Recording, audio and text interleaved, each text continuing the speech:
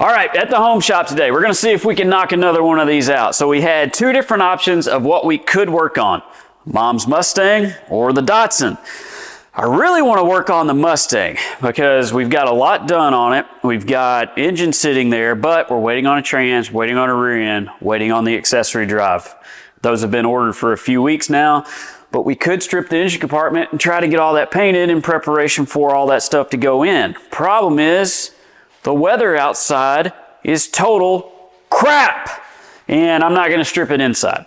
So that leaves us with the Datsun. Last time we shot on this, we got it body dropped down, bed and cab are mocked up into place, rear end's just fixed under the frame rails right now, back half is pretty much done back there, at least as far as the rails go. What we need to do now is see if we can get the front end under it. We've got a Fat Man Fabrication front end they built for us, and we got a little bit of work to do to try to figure out getting it under there, so let's take a look at it.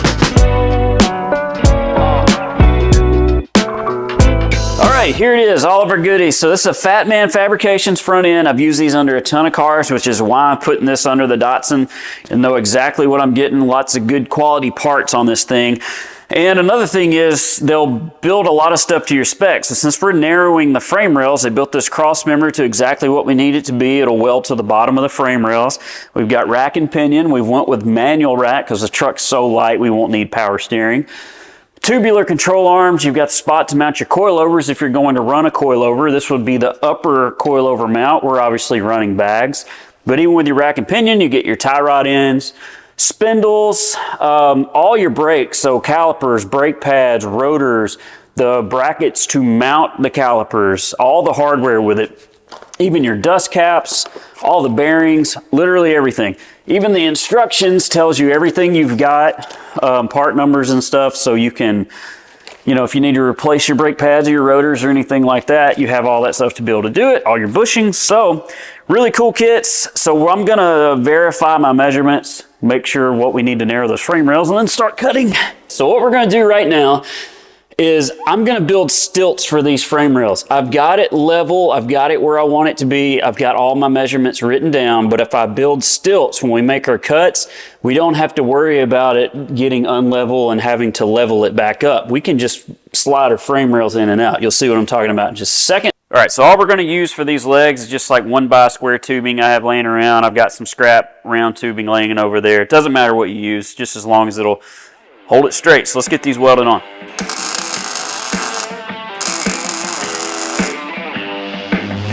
All right, just a couple tacks, all we need.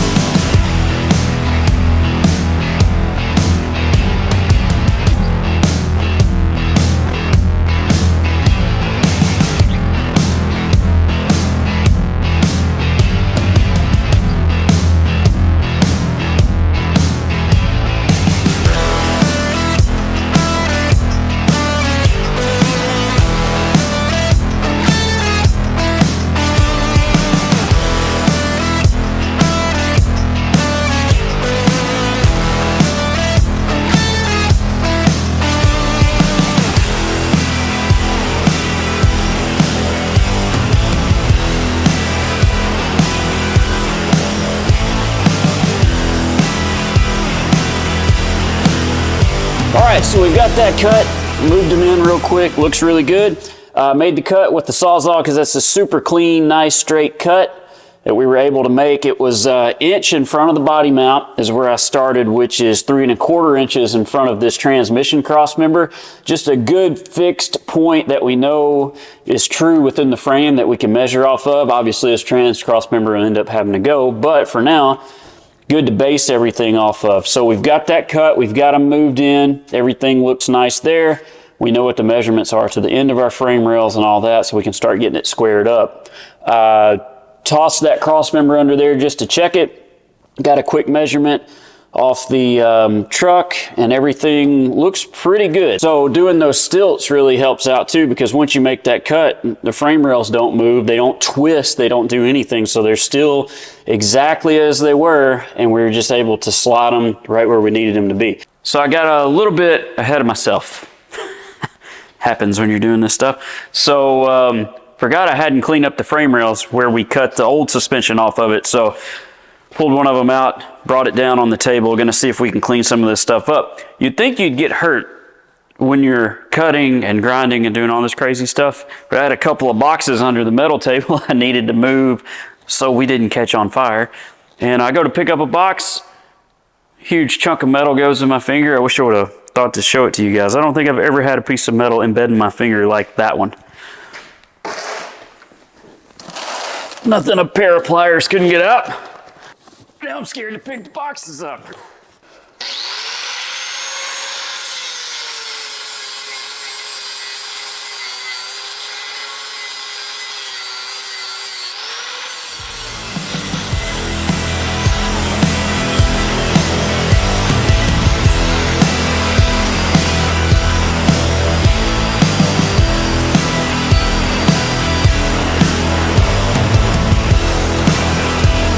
That was somebody's house at one point in time.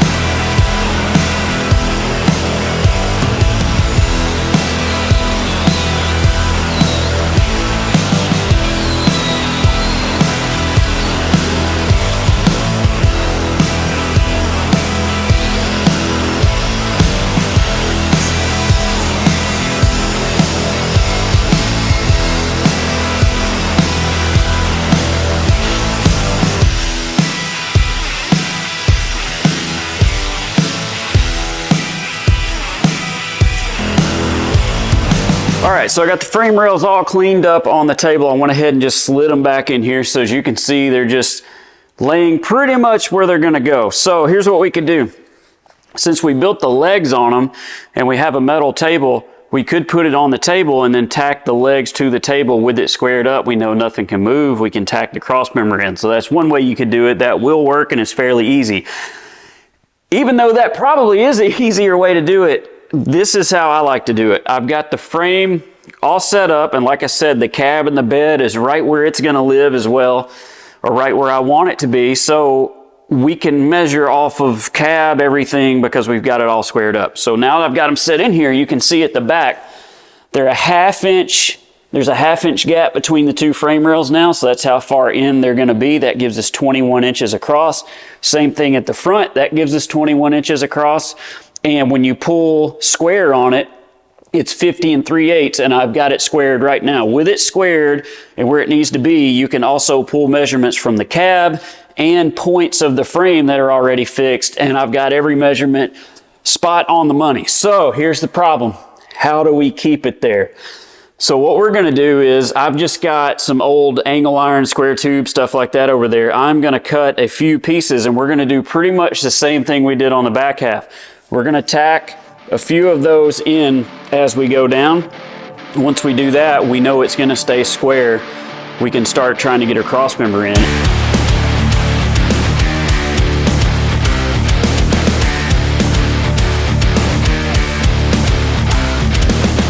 All right, so I pulled it back out to put it on the table because we're gonna make one last cut on our frame rails. I was a little bit undecided on how I was gonna graft the two back together. I had a few ideas kind of rolling around, so I didn't wanna do anything too prematurely. So I've decided on what I'm gonna do, which means we're gonna have to cut 2 inches off of each frame rail. We're gonna take, same thing we back half the truck with, 120 wall, 2x4 tubing, and this is 2 inches thick. So we need to cut 2 inches off the end of this frame rail. Basically, this is gonna lay down there like that, and then we'll have a couple of kind of gusset pieces, which we'll get to in a little bit. But for now, I need to make some marks, get 2 inches off of there. And we're gonna go ahead and put the frame together and then work on our suspension part of it. Now that I've decided what I want to do,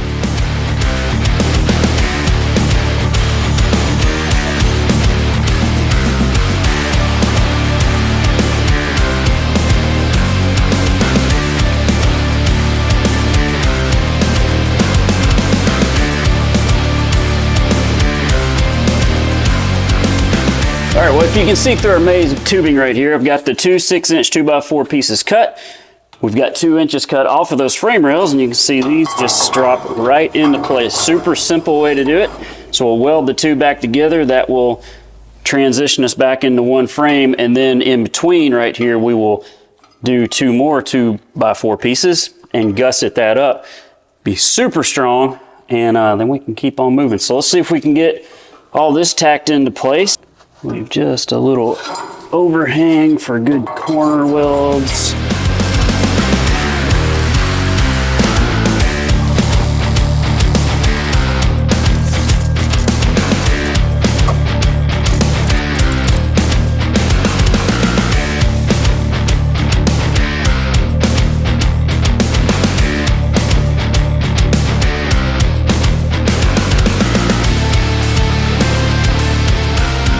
Got that welded in, looks really good. Took my time welding it up, didn't go crazy with the heat. Kept pulling my measurements and checking everything as I went. Everything stayed right in place. So if you go slow, it's not gonna move much on you. There's a lot still left to do right here with the gussets, and then I'm gonna plate the ends of the tubing so this all kind of flows together. It's gonna start to look more like one piece. So it'll start making sense the more you see it. I think what we need to do now is go ahead and try to get the cross member under it, because I just want to mock that front end up. So if we can get that tacked under there and mock the front end, I can start checking my back spacing and what size wheel I can go with up front. I've got a General Tire 17 and an 18 here. I think the 18 might almost go through the hood, so I might have to run a 17. And like I said, I can get those ordered. So let's see if we can get the cross member under.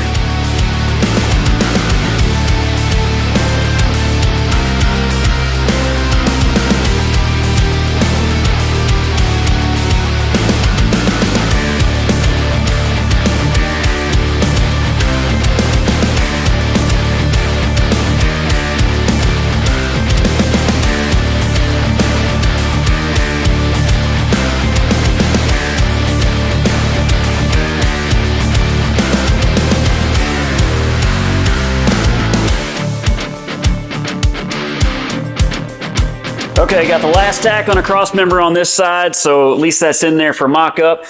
Decision time. All right, I need to end this video because I've been working on this for a while now, and I need to start another one.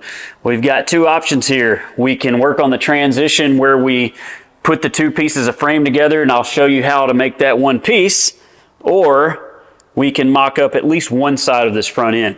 I'm thinking with the transition, that's a good chunk of time right there, so we'll save that for its own video.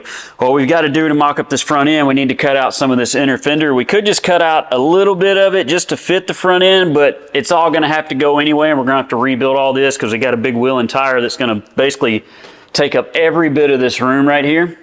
So I'm just going to make a cut and leave about 1 inch of the inner fender all the way around, just in case we can use some of that to build off of.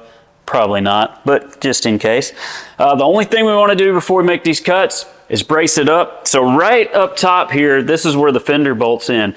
If we cut all this out and we don't brace it, the core support's probably going to drop a little bit, and then we'd have to square all that back up. So I'm going to cut a couple of pieces of scrap tubing and just run them right under where the fender bolts, at least for now. They might be able to stay, they might be temporary, we'll just have to see, but at least it'll stop it from moving. So I'm going to cut a couple, see if we can get it in here, and then probably hop over to the driver's side, cut that one out, and see if we can mock up that side.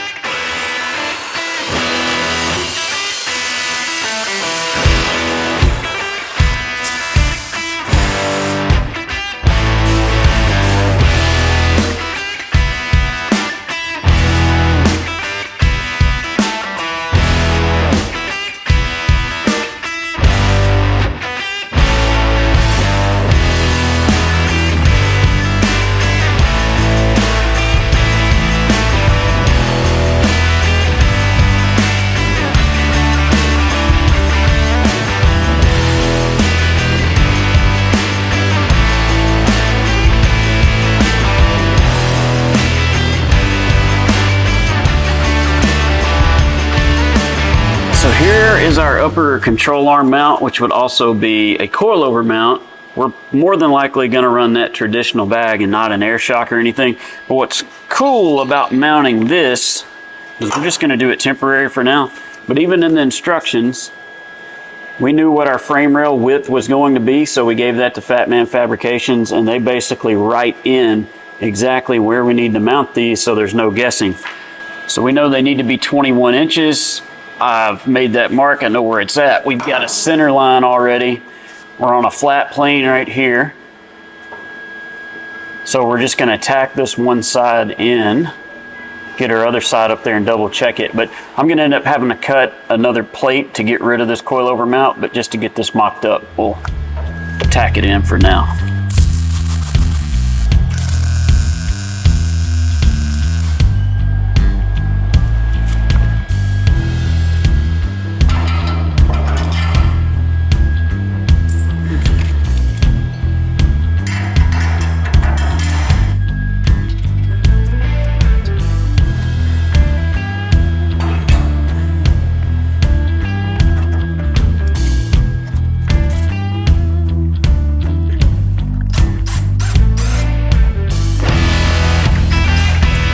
Just slide some bearings on drive for right now, since we're going to pull it right back apart.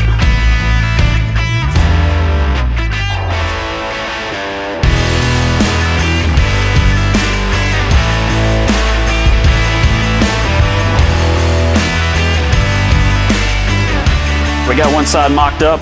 I'm going to knock the other one out off camera. Not going to bore you with all that stuff. Next video, we'll see it all finished up. But one more thing. Let's see it with the fender on it. I wish we had the firewall cut out so we could stick a wheel in there, but this right here should be enough for me right now.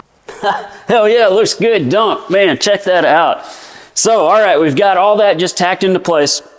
Just wanted to do that to be able to get a wheel measurement so I could get something ordered, because as you guys know, man, ordering parts today is not a lot of fun. You end up having to wait on a lot of stuff. I at least wanted to get that order in there because that's not finished yet. So what we've done is, you can see I've got the wood blocks under here. This is a 17-inch general tire. The overall dimension of this is 23 inches. So we're going to take half of that 23, 11 and a half, and we're going to set our spindle right at 11 and a half in the center of the spindle. That's going to tell us where our wheel is going to be. So you can see what it looks like dumped. But what I've done is I've put it up at ride height, or where I kind of want ride height to be.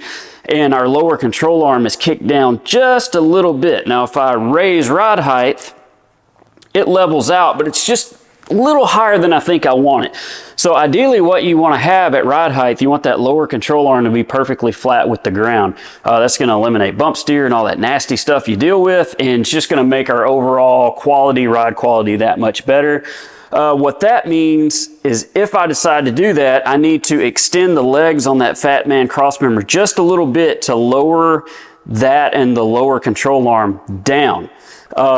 That's going to do something else too. I've got the engine here, which is an Ecotech 2-liter turbo. It's skinny, but it's super tall. And I may or may not have already set it over in here, and it sticks out by a lot. So we need to get down as far as we can with it. We'll check that out later on. There's some stuff we're going to do to fit it. But anyway, I had a lot of fun doing this. Hope you guys are enjoying this thing. There's a lot left to go. So go build something cool. See you next time.